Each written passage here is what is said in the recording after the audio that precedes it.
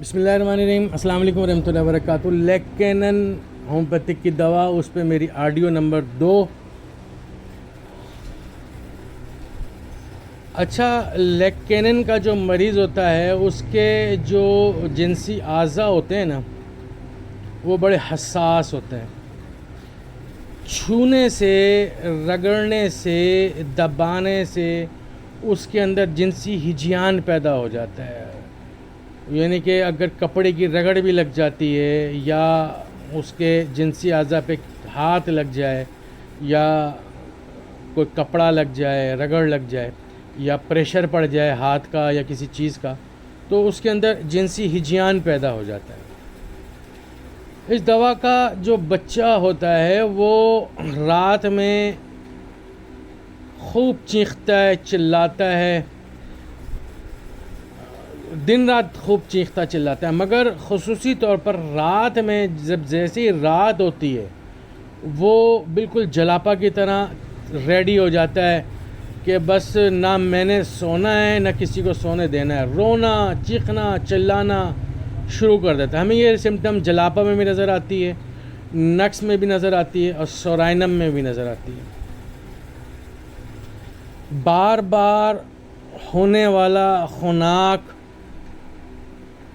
اور ٹانسلس کی بیماری جو ریکرنٹ ہوتے رہیں، بار بار ہوتے رہیں، اور اپنی جگہ بدلتے رہیں، دائیں سے بائیں ایک طرف، یعنی کہ ایک پہلا اٹیک دائیں سائڈ پہ ہوا تو 2-3 ہفتے کے بعد جیسی طبیعت ٹھیک ہوئی تو وہ بائیں طرف چلا گیا.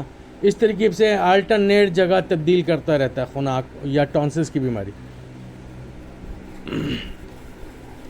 ہسٹیریا کے دورے اس دوا میں پائے جاتے ہیں، اور مریضہ یہ کہے کہ ہسٹیریا کے، خاص طور پہ ہسٹیریا کے دورے میں جب وہ اس کو دورہ پڑتا ہے تو وہ خاص طور پر یہ بیان کرتی ہے کہ میرے گرد جو ہے سانپ لپٹا ہوا ہے، میری کمر پہ سانپ لپٹا ہوا ہے.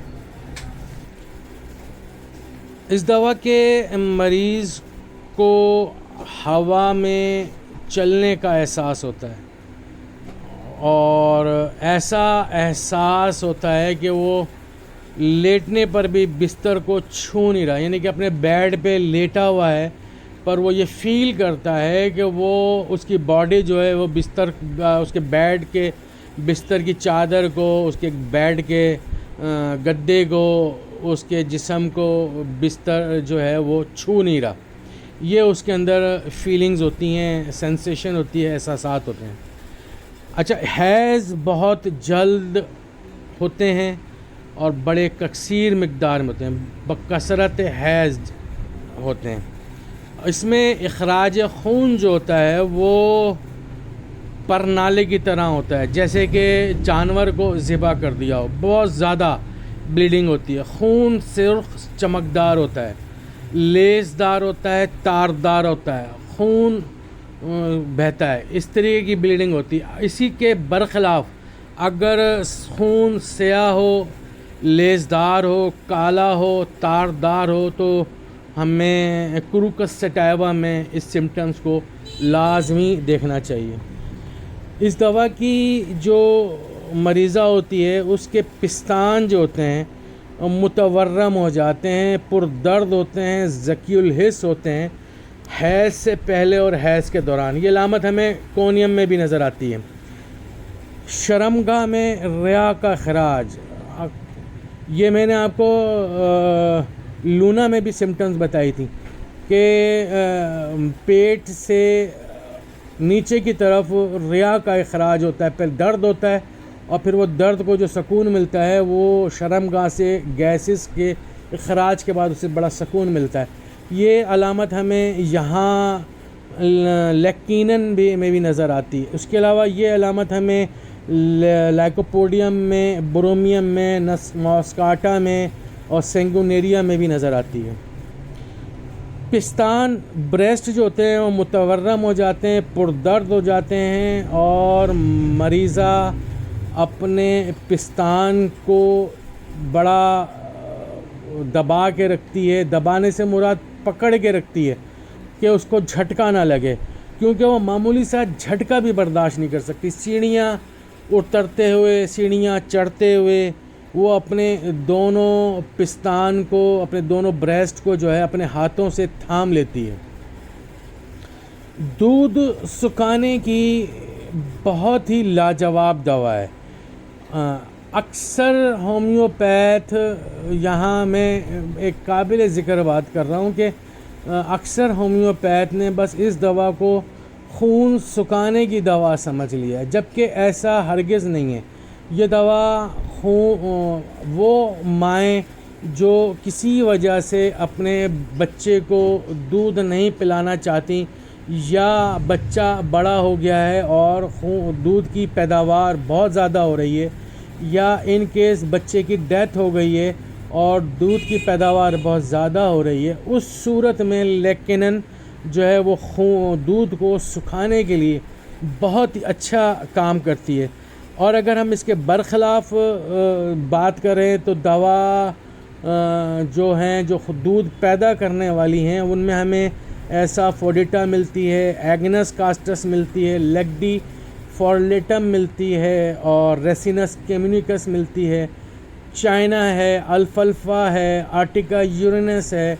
یعنی کہ بہت ساری ایسی اور بھی دوائیاں ہیں جو دودھ پیدا کرنے میں بڑا اہم کردار ادا کرتی ہیں. کمر درد، یہ دوا لیکینن کمر درد، کمر کے موہروں میں جو چھونے اور دباؤ سے بہت زیادہ ذکی الحس ہوں، اس میں بہت اچھا کام کرتی ہے. بائیں بیضۃ الرحم، لیفٹ سائڈ کی اووری میں درد ہو جو پیٹ کے نچلے حصے تک جائے، پیلوس تک جائے، اس میں یہ دوا بہت اچھا کام کرتی ہے. ایسا لیکوریا جو دن بھر رہے، یعنی کہ ڈے ٹائم کے اندر لیکوریا مستقل رہتا ہے، اور جیسے ہی رات ہوتی ہے لیکوریا ایسے اسٹاپ ہوتا ہے کہ جیسے لیکوریا تھا ہی نہیں. اس کے علاوہ لمبی چہل قدمی یا لانگ واک جو ہوتی ہے، اس میں بھی اس خاتون کو، مریضہ کو لیکوریا کی کوئی شکایت نہیں ہوتی. علامات کا ایک طرف سے دوسری طرف پلٹ جانا، منتقل ہو جانا، یہ اس دوا کی ایک خاص پیکولر سمٹم ہے. Right to left, left to right. یہ دوا عورتوں اور جانوروں میں تھنوں کی سوجن، میٹائٹس میں بہت زیادہ شہرت رکھتی ہے. اس دوا کا جو مریض ہوتا ہے یا مریضہ ہوتی ہے، اسے اندھیرے سے ڈر لگتا ہے، اندھیرے کا خوف ہوتا ہے، وہ روشنی پسند کرتا ہے. یعنی کہ دن ہو یا کمرے میں ہے تو اسے روشنی چاہیے، اندھیرا نہیں چاہیے. اس دوا کی مریضہ کو پیار، محبت اور تعریف پسند ہوتی ہے، اور اس چکر میں وہ بہت کچھ کر جاتی ہے. آئی تھنک کہ آپ میری بات سمجھ گئے ہوں گے کہ بہت کچھ کر جاتی ہے. اللہ تعالیٰ ہم سب کا حامی و ناصر ہو. لیکینن کے اوپر یہ میری دوسری آڈیو تھی. اللہ تعالیٰ ہم سب کا حامی و ناصر ہو. میں ہوں ہومیوپیتھک ڈاکٹر محمد حامد انصاری، سکھر سندھ، پاکستان سے.